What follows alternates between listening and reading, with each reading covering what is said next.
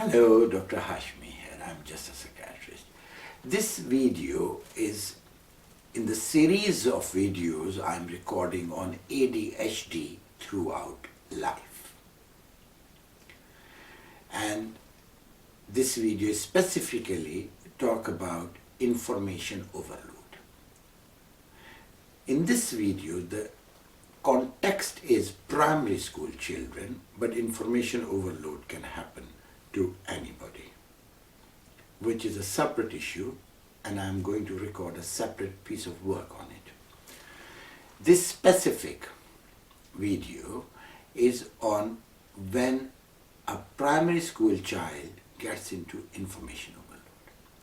Just imagine that your mind is divided into three big boxes or three big rooms interconnected with each other. So there is room 1, there is room 2, there is room 3, and there is a corridor in between with doors open.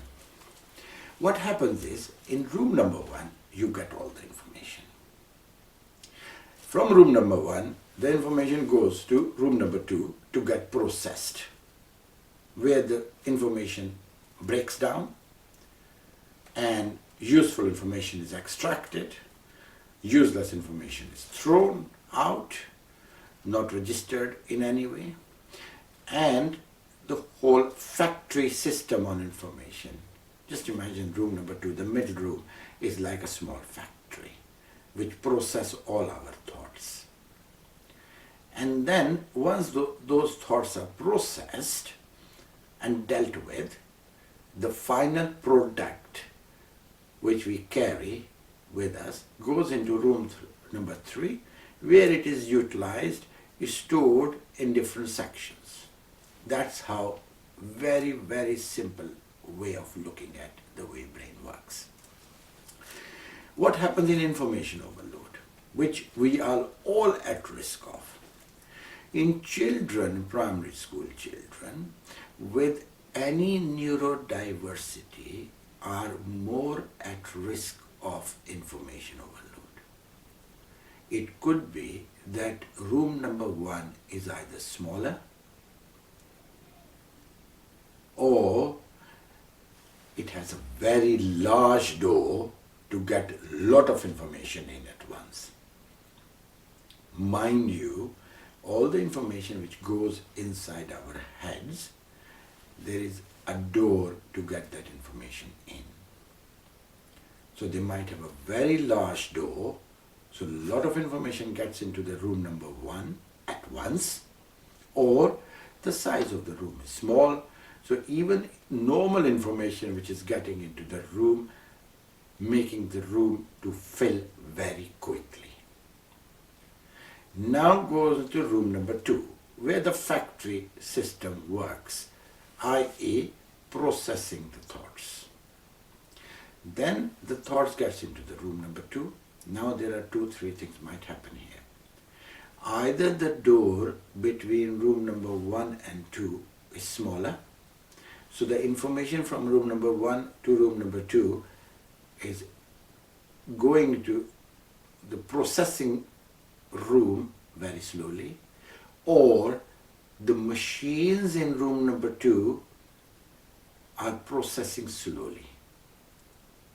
So even with the normal rate of information, the processing of information is slow.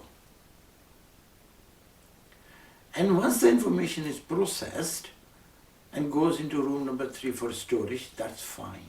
That's not an issue.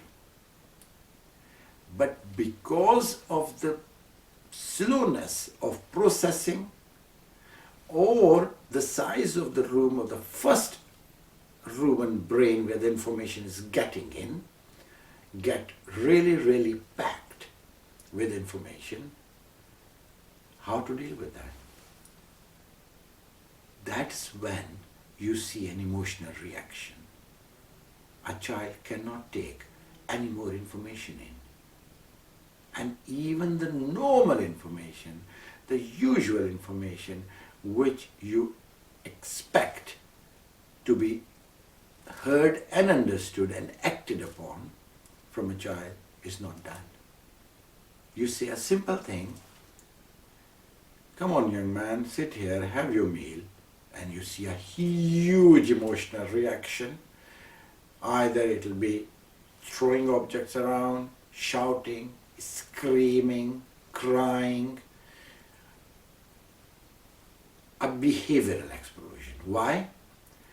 Because the mind is not ready to accept any more information. Now, how to deal with this? You need to know the trigger points.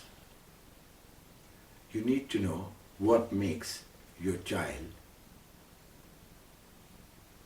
more upset at any specific point. And once you have understood it, then you can deal with it better. My next video will be on the management of information overload. How you deal with information overload in a primary school child. Whether girls or boys, both will benefit. Thank you very much.